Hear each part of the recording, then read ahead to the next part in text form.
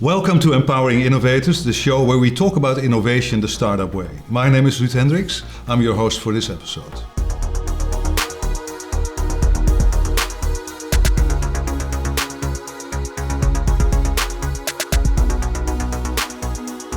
Adyen is a single payments platform that companies can use to accept payments anywhere on any device.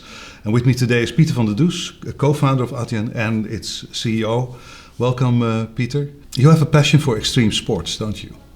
Yeah, I'm afraid I cannot deny that. Yeah, I cut down a little bit, but I especially have done quite a bit. Mountain climbing? Yep. What else? I used to ride a motorbike. And are there any similarities between extreme sports like mountain climbing and building a successful business? It's the opposite of what people think, because if you talk about risk sports, there's an assumption that you're a risk taker.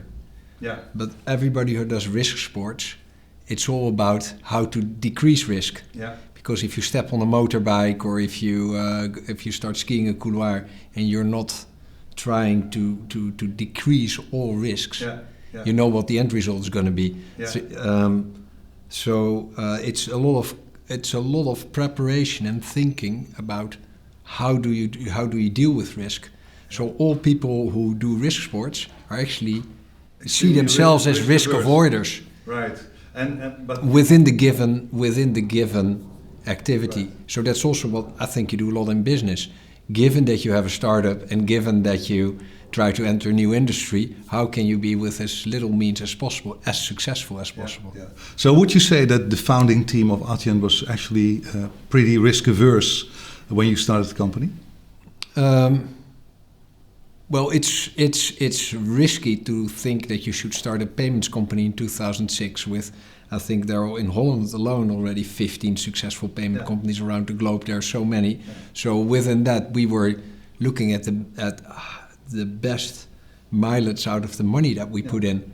And amongst one of these companies that already existed, you had actually built yourself and you had sold it successfully, Bibit. Yeah. What lessons did you take along from your first successful exit towards your new entity? Two lessons. Lesson one is consolidation in payments we feel doesn't work. So acquire other companies and say to merchants, oh, you need to reintegrate to this platform and then we'll switch off that other platform. It never happens. So if you do 18 acquisitions, you end up with 18 different platforms with 18 different technologies. You make your company very complex. Yeah. So we lived through that, and because we were one of those acquisitions, and we thought that it was quite a complex setup, very unattractive. You don't attract talented people. So we never did an acquisition, and we have no plans. Yeah.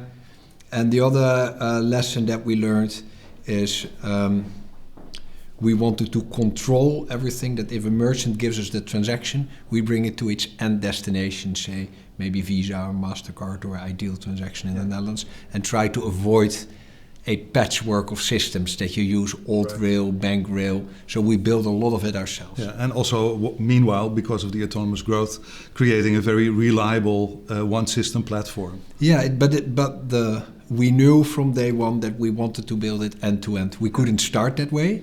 But lessons learned were within Bibit, as the former company was called, we were sometimes explaining stuff to merchants what went wrong. Yeah. And it wasn't our fault. Yeah. But from a merchant point of view, obviously they say, I trusted you. Now my settlement is delayed. So I look at you. Yeah. And you chose partners, sometimes banks with old rail. And if those systems have a hiccup, they don't care. Now we have bank licenses, we build everything all the way. So it's a very radical approach to think that you should build everything yourself, but it delivers. Yeah, and you have very smooth and perfect execution. You are in an elite group, if I may put it that way, of founders who literally started the company and who continue to be a CEO all the way to the company going public, and now Adyen has a market value of something like 18 billion. I think it's really a lot. That means, can you describe the leadership? You start a company with your small group of co-founders, then you start hiring people, and you move through different phases. Did you wonder yourself, am I the right person to take this company to the next phase all the time? Or did you know you could manage a company like Adyen is today? Well, a large part of the culture which I set, but together with my co-founder, is a culture in which there's a lot of room for talented people, and where there's also a lot of room for also at other levels within the company to take decisions themselves. So that means that steering the company is also a large part of that, making sure the culture is right, and because in a culture where we organize ourselves in work streams. So if you're in a work stream, you have high autonomy. But that requires a certain culture, a culture where you look at the company goals and not local goals. Yeah. And if you have the right culture, you can do that. So that also means that it's not a true hierarchy within Adyen where there is one person steering the full company. Yeah. But still, I assume that your leadership has evolved over the years. Yeah, certainly it did. It would be horrible if you today would have the same culture as we had when we were 5 people. Yeah. Well, talking about culture, I had the pleasure of visiting your offices a number of years ago, and what struck me was the enormous informality. People were very informal, very open, could feel that they were trusted, and at the same time you could also note that there was a huge level of professionalism. And that informal side and the professional side, apparently they go together very, very well in the company, aren't they? Yeah, but it's something that we look for if we recruit people. It means that still, if you want to join Adyen, everybody has a final interview with a board member, and not everybody passes. We look very, very carefully if we think this is someone who can fit in very well. We have a high number of we have about 40% engineers. It's very easy to run into Adyen in somebody who is very, very brilliant. Yeah. So the demand that is on employees is actually quite high, but we don't need formality for that. Indeed, the opposite. Right. And do you spend a lot of your time, or maybe I should phrase the question differently, how big a percentage of your time do you spend yourself hiring people? Well, we hire quite a number of people per year, like between 100 and 200. Right.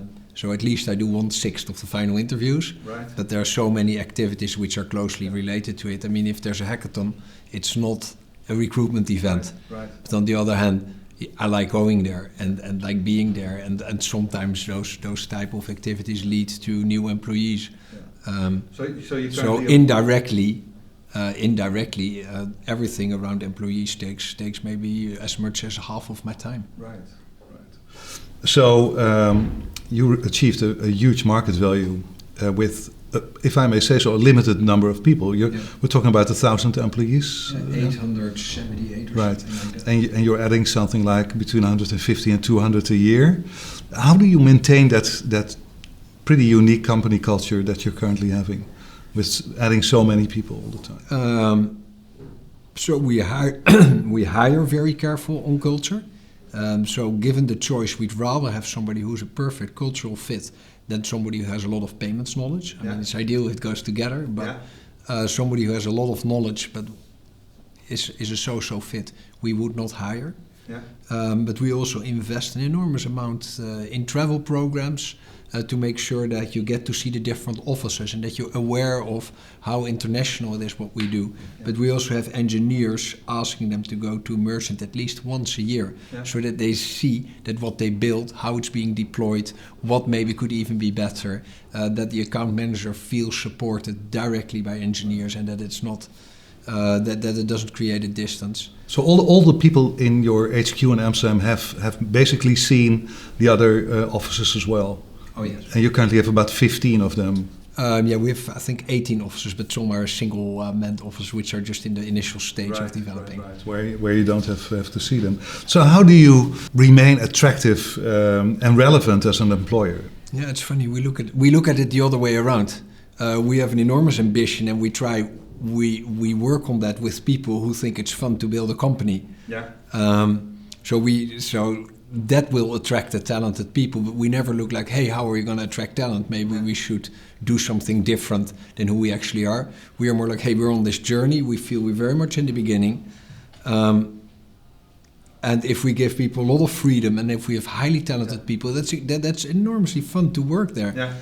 If that isn't good enough, then I don't know if we're not going to try to find people by offering lease cars or other perks. No. We are not very big on perks.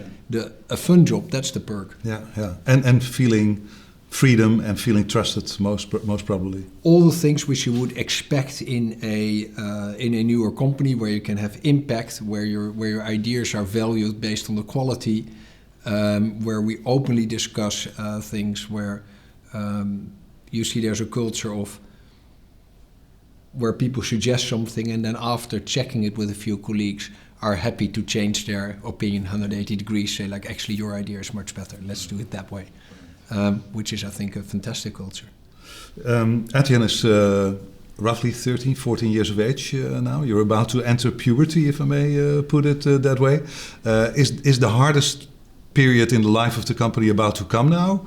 Or would you say that the hardest period is way, way, way behind you? No, it goes through phases. And so with a certain, if you go through, say, 70 to 100, then you go through a certain phase. You don't know everybody that well anymore. Yeah. Maybe you start needing middle management, that you cannot just with a team of 5 people steer the company. And that's how everything moves through a certain stage. Yeah. So I don't think it's particularly, this is the stage where that we're now. I have the feeling that actually this is a very good moment. Yeah. We have the eBay contract, which gave so much press to the company, and in the US market was so impressive that a relatively unknown player would secure that contract. We had an IPO which traded up nicely, which attracted a lot of attention. Yeah. We are on a weekly release cycle, so our innovation went up rather than slow down, as you sometimes see. We are a partner now of larger contracts. We're being seen as a great partner. So there's an enormous amount of traction. Because eBay is just one of the big 10 companies that you're servicing. I assume I heard that you're doing Uber as well. Am I Facebook? Uber is one of our customers. Yeah. Facebook is one of our customers. Yeah. And that obviously helps to attract new customers as well, I assume. Yeah, but somehow that eBay deal, because it's so much processed volume and because it was so. eBay, PayPal, that did something in the US market which really helped. Yeah. So talking about innovation, you already mentioned that you're releasing new versions of the platform on a weekly basis now.